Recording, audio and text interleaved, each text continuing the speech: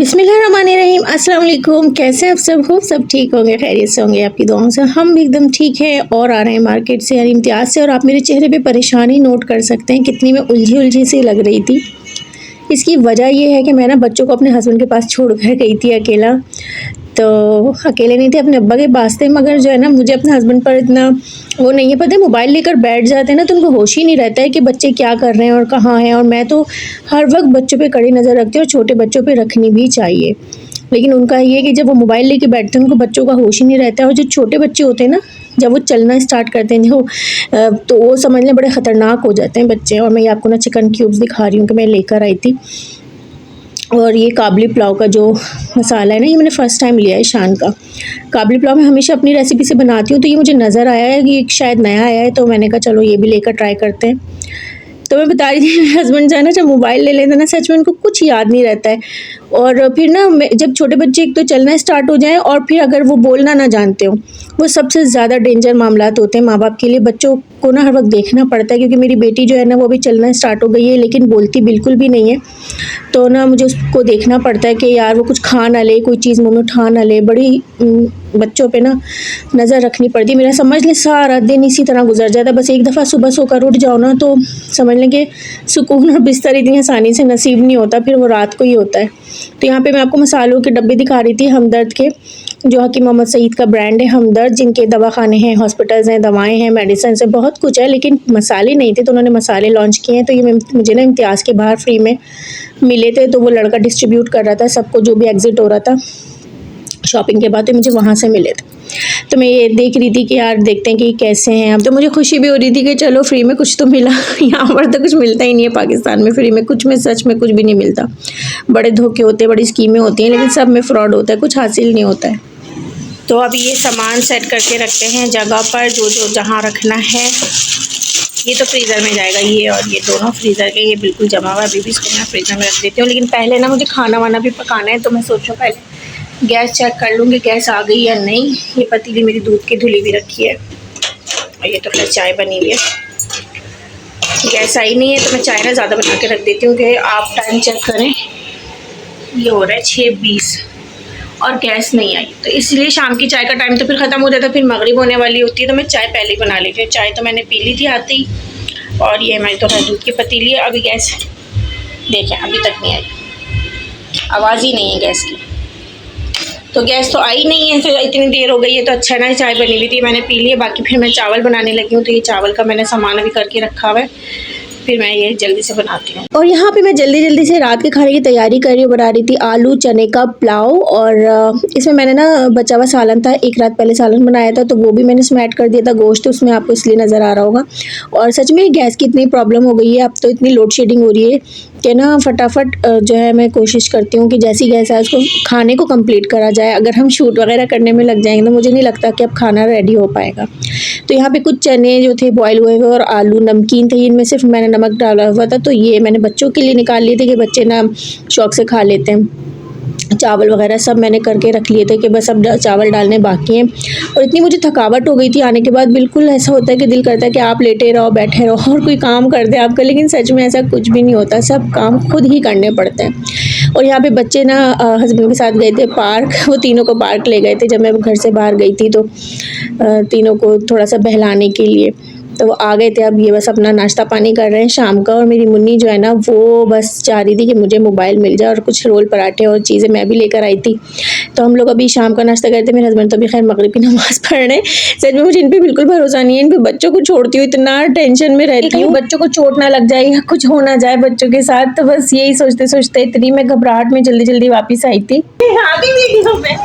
हाँ, मैं इधर से वीडियो बना रही थी, मुझसे कह रही कि मुझे वीडियो में जी सही है, आगे वीडियो में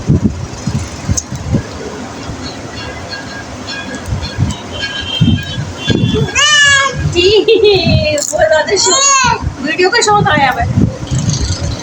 तो यहाँ पे मैंने चावल डाल दिए थे सालन के अंदर। ये पुलाव बिरयानी कह सकते हैं आप, तय वाली नहीं थी, लेकिन ना बिरयानी का जैसा टेस्ट आ रहा था, क्योंकि मैंने इसमें सालन बचा हुआ डाला था ना, तो उसकी वजह से बिल्कुल जैसे पुलाव बिरयानी टाइप होता है उस तरह का टेस्ट था।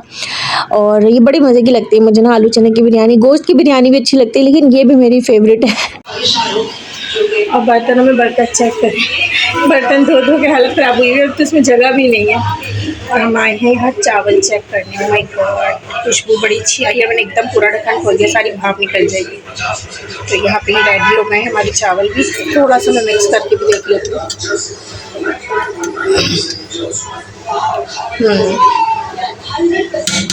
हो गया ये तैयार। क्या हो रहा है भाई?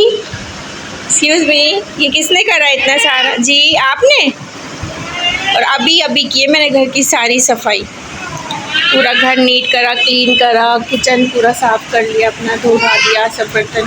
ये तो दूध पका हुआ है। जी बेटा आ रही हूँ, 1 मिनट आ रही हूँ, मुस्तफ़ा बुला रहे। तो ये सब धोया था, वॉश वगैरह किया था, तो धुले हुए बर्तन रखे। और यहाँ पे भी सारी सफाई की, मगर एक बच्ची है जिसने मेरी सफाई पर जी माँ का लाल जी बोलिए, सारी मेरी सफाई पे ये टॉयज़ बिखेर दिए, सारा टॉयज़ का फैलावा।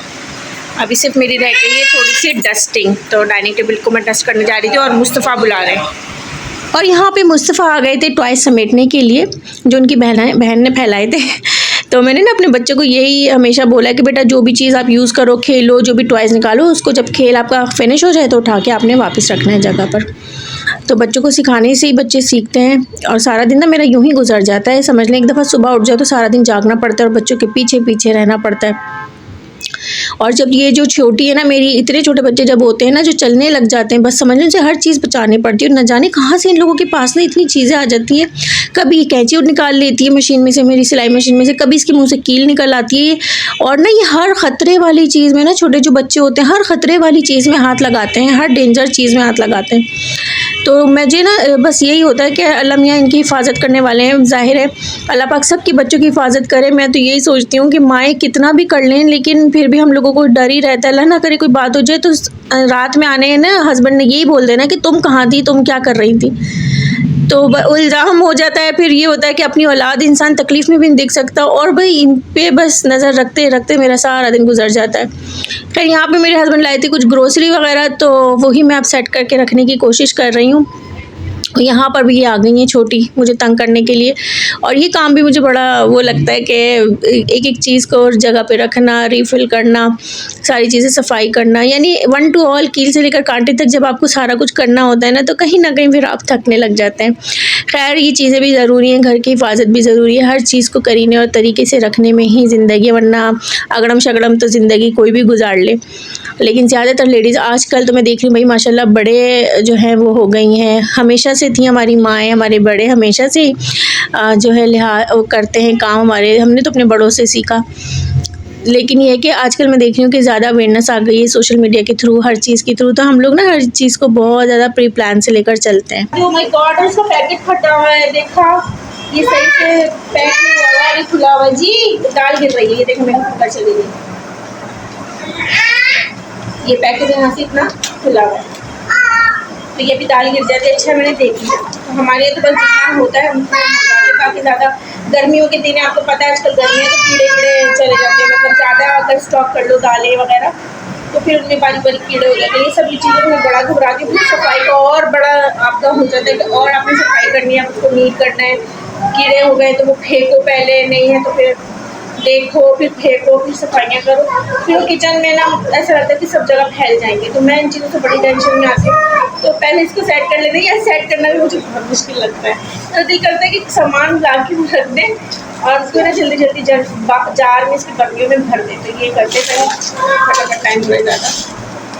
तो मैं आपको यही बता रही थी कि मैं जो है ना बहुत ज़्यादा ग्रोसरी नहीं मंगवाती हूँ कि गर्मियों के दिन है कोई छोटे छोटे बारीक कभी कीड़े हो जाते हैं या कोई भी चीज़ हो जाती है जैसे दाल में, चावल में, तो मुझे ना उन चीज़ों से भी बड़ी उलझन होती है। फिर काम बहुत बढ़ जाता है, फिर आपको सारे डब्बे वगैरह दोबारा सफाई करनी पड़ती है, राशन भी ज़ाया हो जाता है। तो यही मैं आपको बताने की करी थी कोशिश। मेरी मुन्नी इतना शोर कर रही थी कि मैं इस पर भी अब वॉइस ओवर कर रही हूँ।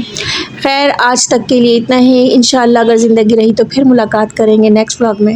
अपने प्यारों का खूब सारा ख्याल रखिएगा, मुझे दुआओं में याद रखिएगा। अल्लाह हाफ़िज़।